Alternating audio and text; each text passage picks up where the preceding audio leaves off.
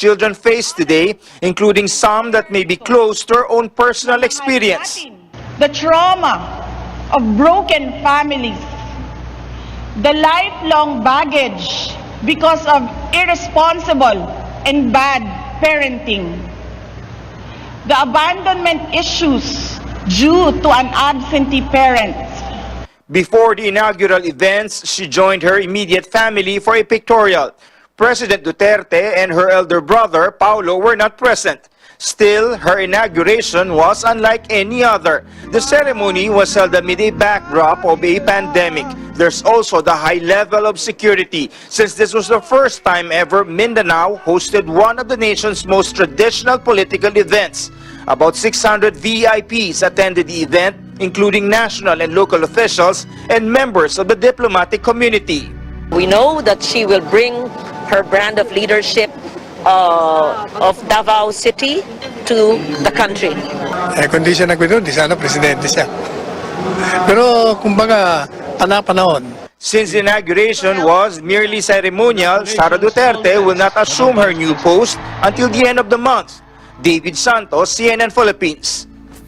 Police are targeting to set up viewing sites for the inauguration of President-elect Bongbong Marcos on June 30. They're now coordinating with the Marcos camp on deploying large LED TV screens in venues such as the Philippine Arena in Bulacan. Other areas considered: the Philippine Sports Center in Pasig, the North Luzon Express Terminal in Bulacan, and the Mall of Asia Arena in Pasay. The move is a bid to reduce the number of people expected to flock to the inauguration venue, the National Museum in Manila.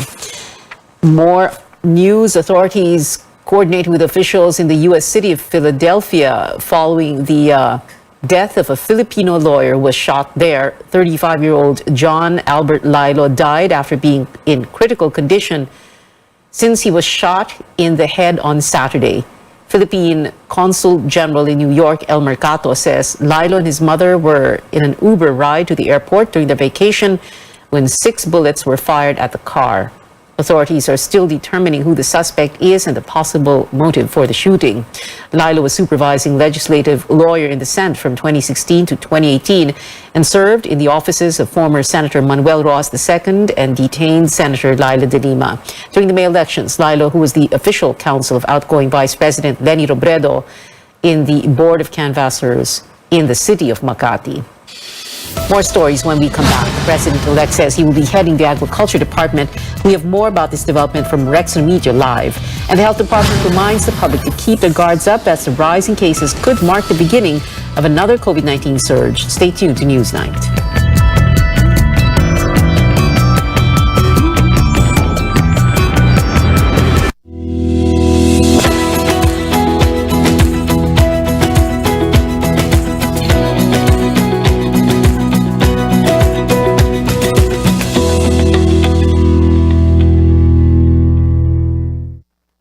Exodo, Kabanata 18, versikulo 21.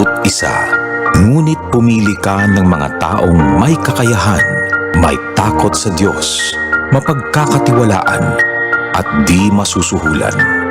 Gawin mo silang tagapangasiwa sa libo-libo, daan-daan, 5-50, at 10-10. Ang mabuting balita ay hatid sa inyo ng MX3. Let the madness begin. The Zalora Big Fashion Sale is here. It's going to be big on fashion, bigger on discounts, with the biggest brands. From the 17th to the 26th of June. Download the app now. Fried chicken? Timplang happy! With easy-to-cook Magnolia Chicken Timplados. Iba't ibang sarap ng chicken, kaya. Anong Magnolia Chicken Timplados mo? Iba't ibang easy chicken sarap.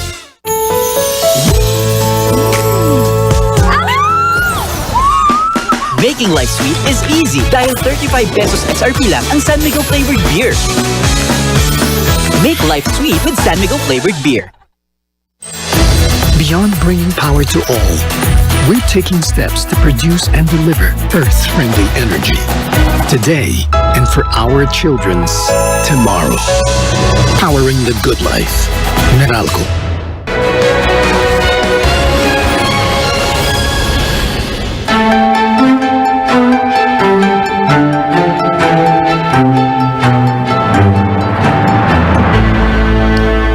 Welcome back to CNN Philippines. Breaking news at this hour. President-elect Bongbong Marcos announces he will take the helm of the Agriculture Department, at least for now. He recognizes the threat of a possible food shortage and higher food prices in the coming months.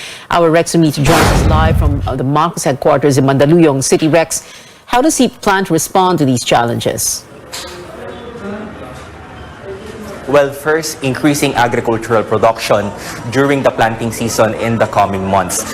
He's hoping that more yield will translate into a lower food prices.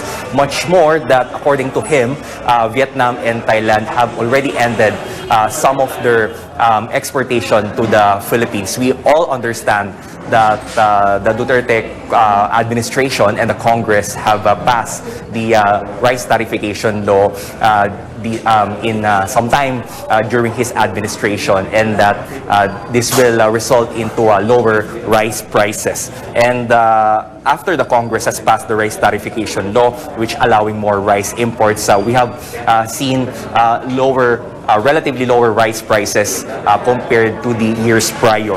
Although we have yet to know what are the measures that he will take to exactly boost production.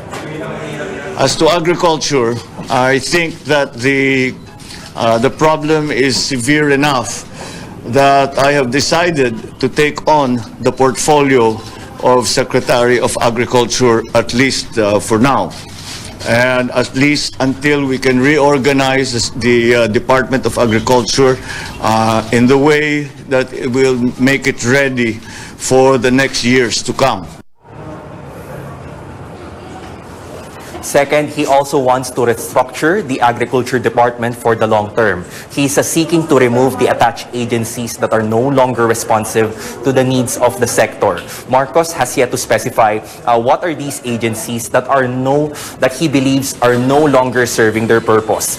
Third, more assistance for those who will be affected by higher food and oil prices. The President-elect is not keen on suspending the excise tax on oil products. He explains he would rather give aid for those who will be affected by the spiking commodity prices. BBM would like to specifically help those who will be immediately affected by higher prices. Aside from giving more aid or ayuda, Marcos also wants to speed up the National ID program, which he says will be important to distribute aid to more beneficiaries.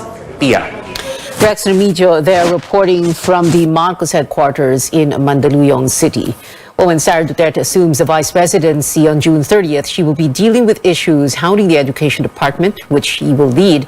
A day after her inauguration in Davao City, the vice president-elect speaks out about some of her priorities as education chief, including reiterating her support for mandatory military training. Our David Santos reports. When VP-elect Sara Duterte takes over the education portfolio, among her top priorities, bring back full in-person learning when schools reopen in August. We are targeting that, yes. Over a third of the total number of public schools have started holding face-to-face classes. In contrast, only about 1 in every 10 private schools have followed suit. Teachers groups have been urging the government to gradually scrap remote learning and let kids head back to classrooms. Sa tingin namin, hindi na ito dapat i-delay. Ibalik na natin yung face-to-face classes. After all, halos lahat naman ay pinapayagan na natin. Bakit yung classes sa school ay hindi pa, no?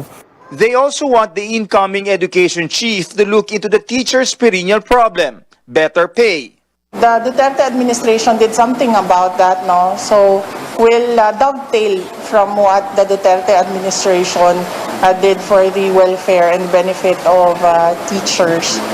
Another crucial issue Duterte will have to face calls to abolish the contentious K-12 program, something President-elect Bongbong Marcos has instructed her to review. That is something na kailangan pag-usapan, na it cannot be decided overnight. And despite initially getting mixed reactions on her support for mandatory military training in schools, Duterte seems to be standing her ground. This despite the fact that such a proposal will only cover students 18 and above, which is beyond the mandate of basic education.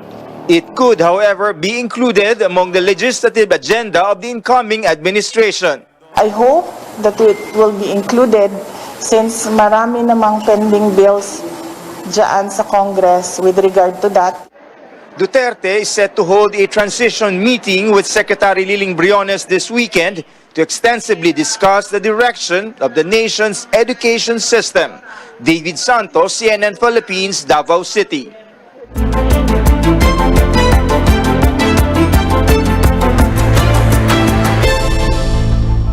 The health department warns the country could be seeing the beginning of a peak in COVID-19 cases, particularly in Metro Manila. Spokesperson Maria Rosario Vergere says the current trend mirrors the increase during the Delta and Omicron waves. Vergere attributes the rising infections to the Omicron subvariants, increased mobility, and waning immunity from slow booster uptake. We are looking at around 41 million individuals who have not received their boosters, and we know that the immunity is waning, so we need to have this demand from our countrymen. But I hope that a lot of people know there would be more demand for this, and they will not wait until cases are so high already that they receive their boosters by that time. Health officials, however, have yet to approve a second booster for the general public, despite calls for additional protection against more infectious subvariants. The DOH is closely monitoring the cases in 7 regions now listed on your screens. Over 3,000 infections were reported nationwide from June 13th to the 19th. Daily average was at 436, 82% higher than the previous week.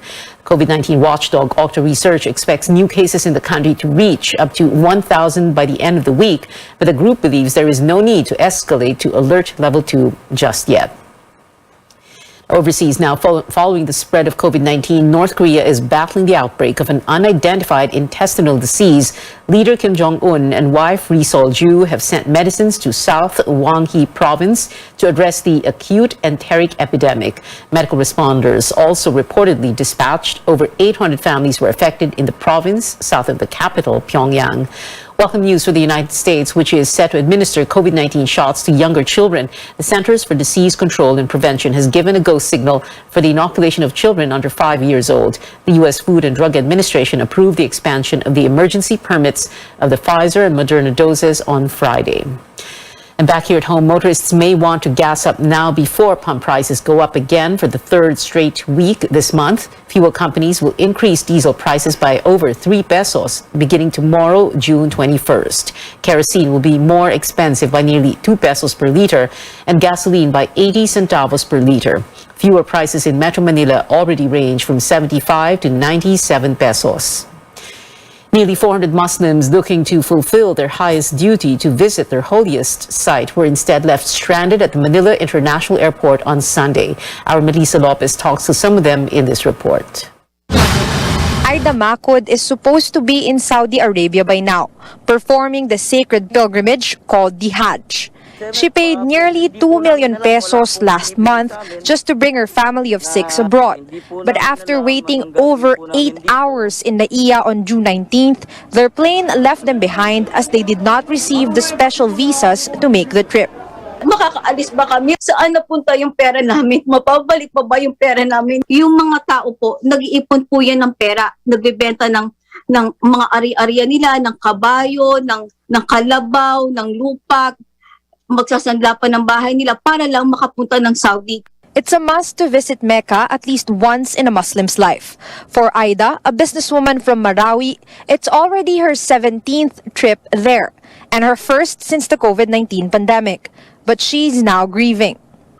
Yun ang pangarap ng bawat Muslim. Pag nag-Hajj po ma'am yung isang Muslim, maghihingi po sila ng repentance from God, from Allah, na kung totoo po sa puso nila, mapo-forgive po sila. Macod luckily has a home in Manila. Those who don't took shelter at the Golden Mosque in Quiapo. The National Commission on Muslim Filipinos pins the blame for the chaos on a third-party service provider. Pagdating ho sa financial, wala hong problema. Nabayaran ho natin lahat ang ang mga dapat na bayaran, yung visa, yung tent, yung sa tinatawag na Mina Arapa, yung insurance. Ang nagkaroon lang talaga ng problema, yung dapat na counterpart ni hotel, yung service provider, hindi nila na-remit kasi hindi tinatanggap ng system doon. Kasi may bago ng sistema ngayon ang Saudi. Authorities say the visas will be sorted out and the pilgrims left behind will be prioritized. Ito ay isolated case na dahil doon sa hindi natin na-anticipate yung bagong kalakaran. Magbibigay ang National Commission on Muslim Filipinos ng assistance. We will shoulder their hotels as well as their meals while they are on stranded or while they are not yet deployed for departure. Maghingi ng special flight for these people. Hindi lang doon, humingi kami ng ma-whip yung mga penalties na ipinapataw ng mga airline companies. The Muslim faithful are kept hanging as the end of Hajj season draws closer. Ang pinakagusto namin, makaalis kami ng umaga. One prayer doon is equivalent to 70,000 virtues dito. Kaya sinasamantala namin. Melissa Lopez, CNN Philippines. Entertainment updates still ahead. K-pop fans, are you ready to find your treasure here in Manila? 3 Korean acts will perform for Pinoy audiences next month. Plus, we'll give you a look at BTS's special music video for Yet to Come. Keep it here on CNN Philippines.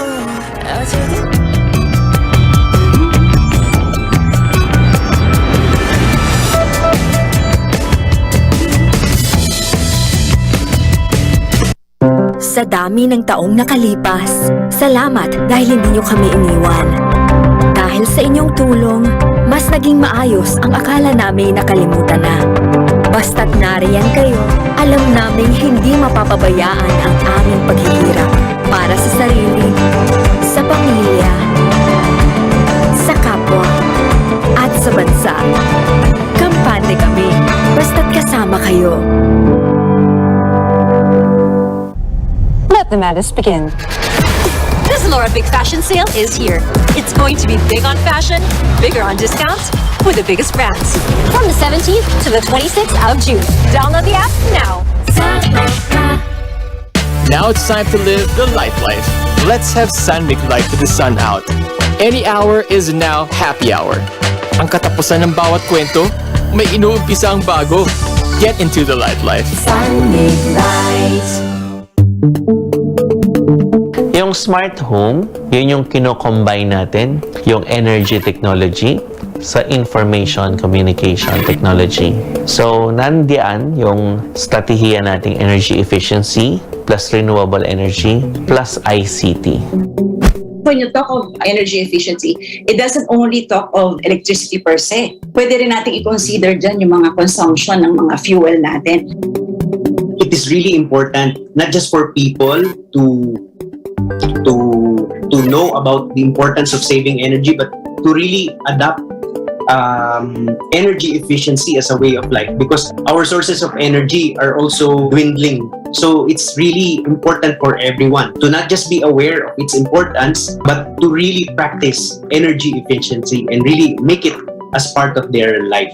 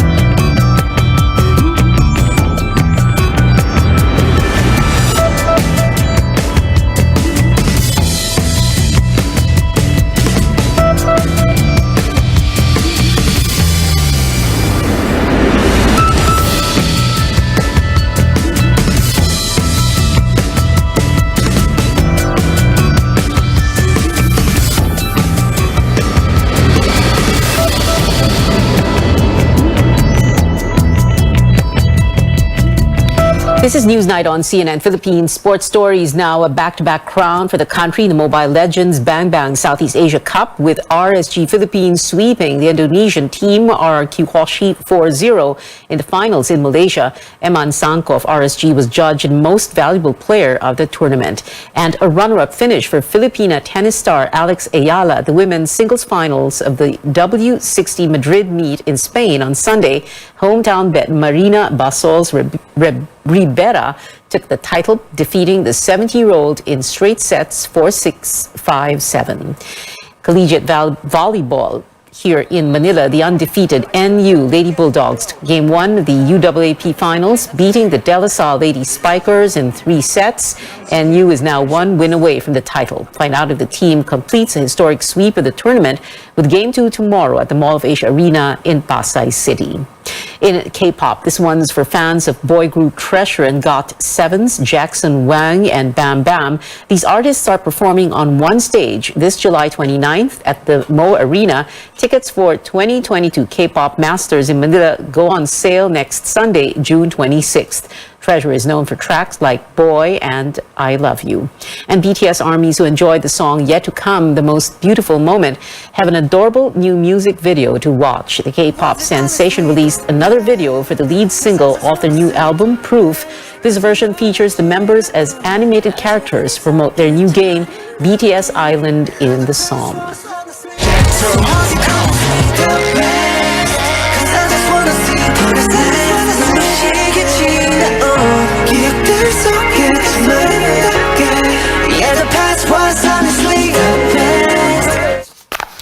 Proof has also become BTS's 6th album to top the Billboard 200 chart. The anthology debuted at #1 after selling 300,014 album units in the U.S. by June 16. And that is it for now. Join me again on News.ph at 7 p.m. I'm Pia Ontiveros. Before we go, progress underway for the infrastructure sector after road projects took a back seat because of the COVID-19 pandemic. Let's watch this. The pandemic has been a flickering traffic light in the economy. Road projects had to take a back seat to curb the consequences of the health crisis. But now that infrastructure gaps are ready to be filled, driving forward on the road to progress is now green and go.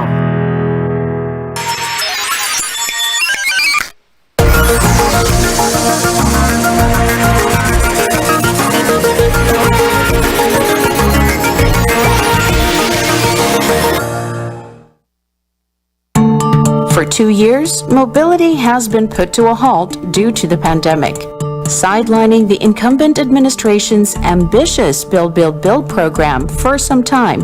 But as restrictions have eased, both the government and private sectors are circling back to the much-needed infrastructure development in the country.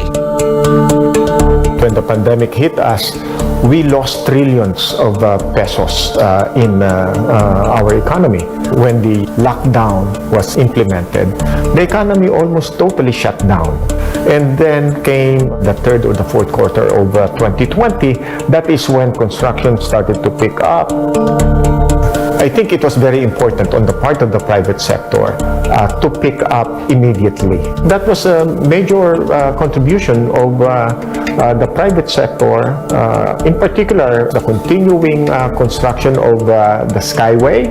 They were able to finish and keep many of these workers on the job.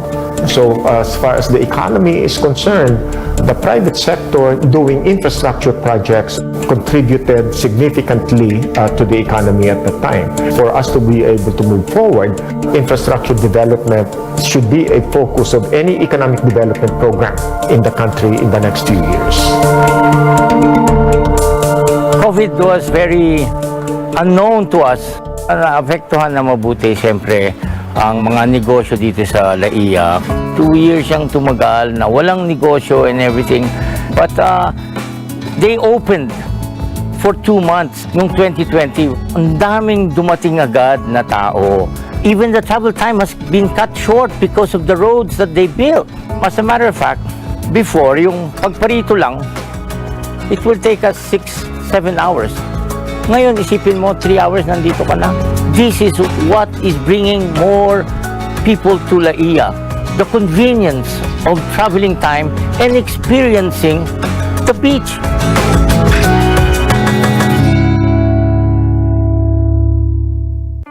San Miguel's decision to go into infrastructure development was part of its major diversification program in the late 2000s. To unlock the true economic potential of our country and enable more Filipinos to prosper, we needed to address the barriers to growth. Among them was the lack of infrastructure. The objective is to improve transportation, mobility, and accessibility in our cities by seamlessly connecting or linking up all our road and rail networks, airports, and seaports. With this, we can decongest Metro Manila, accelerate and make more efficient the transportation of people and goods, improve access between cities and provinces, develop new economic growth centers, boost our local industries, enable tourism, create more jobs and business and livelihood opportunities, and allow everyone to have a better quality of life.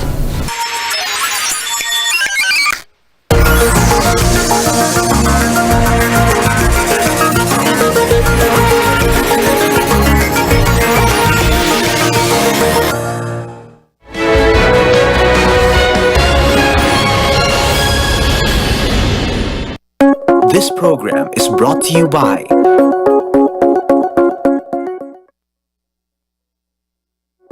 BYKB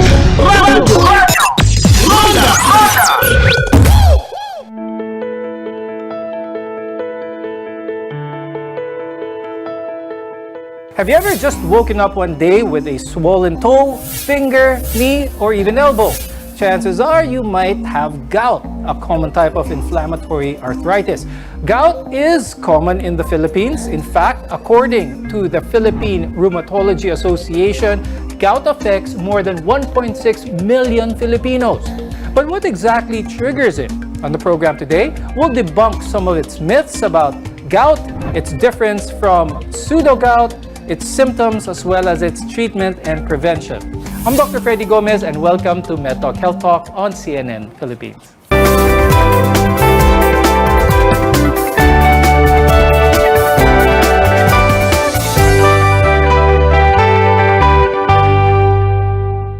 To help us through this topic on gout, with us is Dr. Givenchy Marie Garcia Bonifacio. She's a rheumatologist from the Medical City. We also have Dr. Dave De Castro, who is a physical and rehabilitation medicine specialist from the Bernardino General Hospital. Gout is a oftentimes painful and acute onset of arthritis caused by the buildup of uric acid, or a normal waste product in your body, in the blood. So when uric acid is elevated in the blood, it can accumulate, form crystals in your joints, and trigger an inflammatory response that causes symptoms of pain as well as swelling. Let's debunk some of the myths about gout. So that's where we'll start. And I'll start the conversation with Dr. G. So a lot of people talk about gout and they look at diet specifically. Gout is caused by kinakain mo. Kinakain mong beans, munggo, maybe yung beer na iniinom. But let's talk about first what causes gout. Let's talk about hyperuricemia for that matter. Can you talk about that, Dr. G? Gout actually happens because of the uric acid accumulation, like you've mentioned. Certain people that are genetically predisposed to having gout. The diet also contributes to it. If you binge drink, especially beer, and if you eat purine-high foods like red meat, you can be predisposed to having gout also. So, Dr. Dave, I'd like to ask you, let's talk about that. Let's talk about uric acid. Ano ba ito sa katawan natin, and why does gout happen kapag hindi natin ito na ilalabas ng mahusay? Uric acid is a waste product of our protein metabolism. So, when a patient is eating too much protein, the protein breaks down, and usually the uric acid is excreted in the urine. If the patient is unable to excrete the uric acid in your body, they usually deposit, the uric acid crystals deposit on the joints, mostly on the big toe, That's the most common area of gouty attack, sometimes the ankles, the knees, in severe cases, the elbows and the hands. It's because the patient, most of the time, they are overproducers or they consume protein, so the body isn't able to get rid of the uric acid. Now, Dr. Dave, you make a point there. It's the excess intake of protein for that matter. That's why a lot of people may think that those who are affected with gout are those who are only overweight, yung matagal ng mabigat. Hindi ba pwedeng magkaroon ng gout ang isang payat? Gout is a chronic disease. Most of the time, it's genetically acquired. But then, most of my patients, almost 9 out of 10 of my patients, they are mostly overweight because they consume too much protein. There's also the lamang loob, the isaw, and the papaitan and all. And they drink lots of beer and alcohol. So most of the time, I think in my practice, 90% of my time, they are overweight and mostly obese. Now, let's talk about consuming certain things. Specifically, a lot of people know or are aware that consuming beans, for that matter, can trigger gout. Doc G, pag-usapan natin, sinabi nyo kanina, binge drinkers. Paano nagkakaroon ng gout ang mga mahilig uminom ng alcohol? Alcohol, specifically beer, has a high uric acid content. And Doc Freddy, if you drink alcohol, you can also notice that while you're drinking, you urinate a lot. So there are two things that can cause the flares. So an increase in uric acid and decrease in the fluid can make the uric acid crystallize. That's why they have gout flares. Now, Doc G, kapag ang isang tao ay mataas ang uric acid nila, nagpa-blood test sila, although wala silang nararamdaman na pain sa joints, wala silang nararamdaman na masakit sa katawan, are these people considered to already have gout? Not yet. They are only considered to have hyperuricemia. You are considered to have gout if you already have arthritis. Arthritis is swelling of the joints, so it has redness, tenderness, and pain. And it usually occurs in the big toe, as what Doc Dave said. It can also happen in other joints, but it is usually on the big toe on the first attack. It is also called as podagra. Dr. Dave, aside from alcohol, specifically beer, aside from the high purine foods, are there any other things that people consume that are contributory to triggering a gouty attack? People consuming maintenance medications for hypertension, like the diuretics, people who are dehydrated and not used to drinking lots of water, sometimes they had this gouty attack because they cannot get rid of the uric acid in the urine. So most of the time, it's a multifactorial disease. There's diet, there's the dehydration, and sometimes I see patients with high impact activities like basketball or jumping. Then when they had this trauma on the foot, sometimes they had this gouty attack because most of them it's either overweight or they have constant trauma to the feet or the knees because the uric acid loves inflammation. So they tend to see that there's an inflamed area, so they will go there and have an inflammation. So there are many factors involved. Can one of the factors, Dr. Dave, be sugar? Can people who are fond of sugar increase their uric acid? Yes, of course. That's the fructose-containing substances like soft drinks, the soda, the fruit juices. Usually they contain fructose, which when you metabolize fructose, and it will convert into uric acid. Now, gout flares start suddenly and can last days or even weeks. When we return, we'll talk about another type of arthritis, which is pseudo-gout, and its difference from common gout. This is MedTalk Health Talk, your partner in healthcare.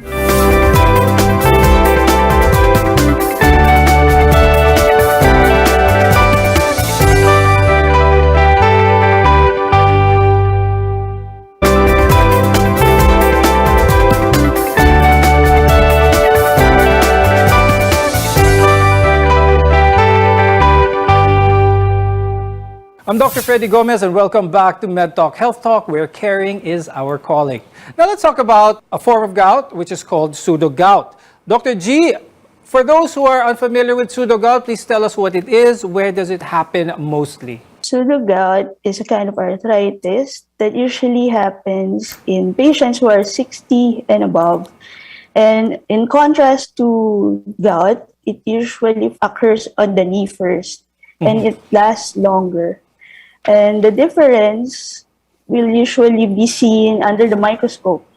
The type of crystal that causes the gout is calcium pyrophosphate. With that, Dr. Dave, pag-usapan naman natin is what happens is, or what causes the most symptoms is the accumulation of these gouty crystals, these uric acid crystals in the joints. You mentioned earlier that the most common part that starts with this is the big toe, but it can also be felt in other joints as well.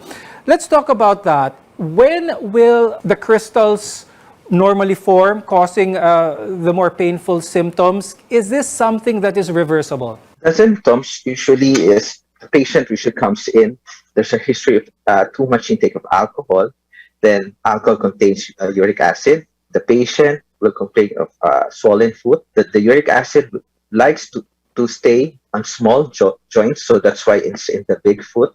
And they also like to stay on colder places because the foot, the big foot or the big toe, it's usually colder because the circulation is the farthest from the heart. So the uric acid likes colder places, so they crystallize, then causing the swelling. The crystals, they are usually reversible if the patient is maintained on proper diet and maintenance medications to decrease blood uric acid levels. So it can be reversed. Kapag umabot na sa punto where we have tophaceous gout, meron na tayong mga bukol sa iba't ibang portions because of the uric acid crystals, when does it happen, Dr. G? At what point? Is this something that can be prevented? When it does happen, what is the usual management? So as you've said, there are stages of gout. So first, it starts with hyperuricemia.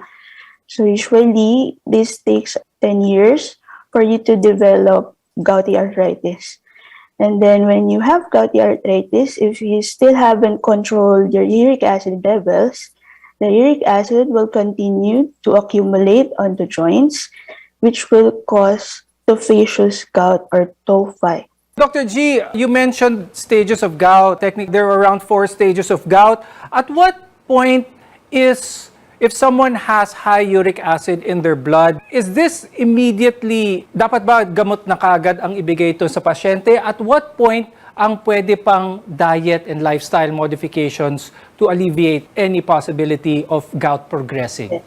In practice, if ever your uric acid becomes double digits, like 10 or 11, so that's when we already start medication. But if it's lower than that, diet can be tried first, and also weight loss.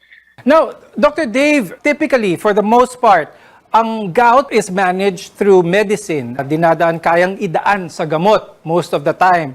Meron bang punto na kailangan surgical intervention for some of the symptoms or treatment ng gout? There are severe cases that the tophi or the nodules gets infected. So that's the most common indication for surgery. There's an infection on the joint.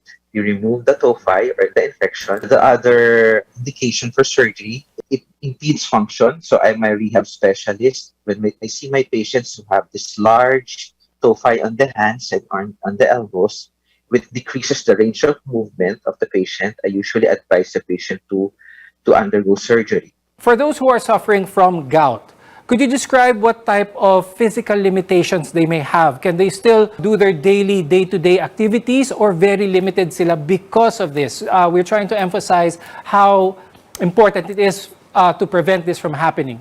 They can still have regular activities. We actually have athletes or basketball players who have gout. As long as we control the uric acid levels, they can live a normal life. Now, Dr. G, pag-usapan natin yung common gamot para sa isang taong meron gout. So, a lot of people may be familiar with the medications being given. Please explain how the different medications function. At what stage of gout are they most effective?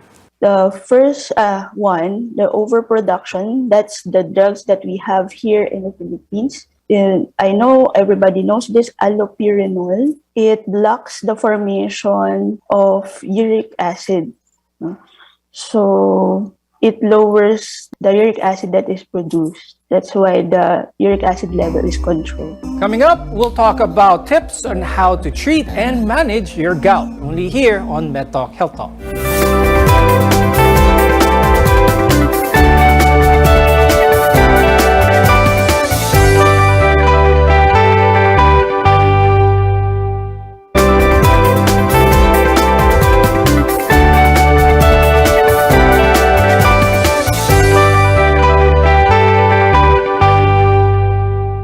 I'm Dr. Freddy Gomez, and this is MedTalk Health Talk, your partner in healthcare. So now let's continue to talk about the treatments for gout, or how to manage if you're diagnosed with gout. Dr. Dave, can you please share with us the common treatments for gout? With gouty patients, follow-up is very important in order to monitor the blood uric acid levels in the blood. Most of the time, patient would self-medicate with anti-inflammatory drugs. Then they usually, you see them with kidney disease or the liver, so enzymes are increased. So follow-up is important to prevent exacerbation or the attacks of acute gout. Then you need to tell them to regularly check their blood chemistry, to check the liver enzymes, especially because allopurinol is not good for the liver. So you need to check them at least every 3 months to check the joints, to check the blood chemistry, and so you can titrate or you can adjust the dose of the medications. Are there any new studies when it comes to the treatment of gout, the management of gout, and how to manage the arthritis symptoms for that matter? There are currently nothing new, but it's important to reiterate to patients that they have to do regular follow-ups because they have to work closely with their physician to fight off this gout and to control it. So like Doc Dave said, there are certain medications that you give for the attack. And then there's also something you give for prophylaxis so that you won't have recurrent gouty attacks. And there's something that you give to lower the uric acid level. So for the attacks, the acute attacks, you usually give this NSAIDs or non-steroidal anti-inflammatory drugs. And for prophylaxis, we usually give colchicine. And then to lower the uric acid, usually we give allopurinol and febuxostat if they're allergic to allopurinol. Is there any advice that you could give, Dr. G, to those who are diagnosed with gout, some of the more low-cost ways in order for their quality of life to be improved? We can also do exercise to have weight loss because weight loss also helps in the decrease of the uric acid levels.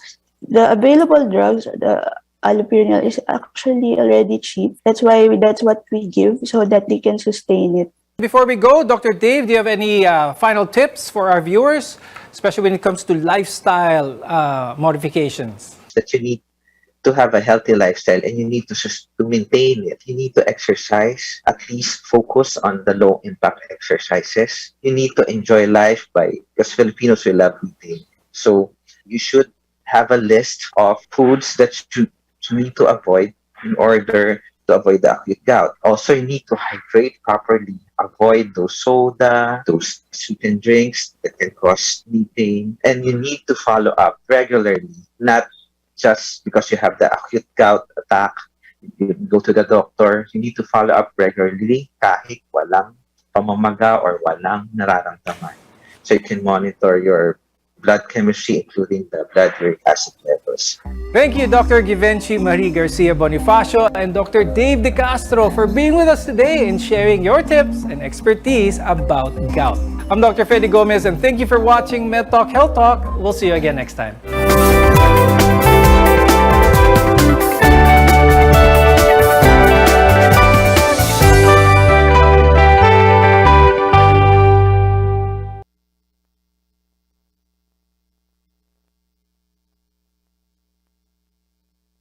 DYKB Radio Ronda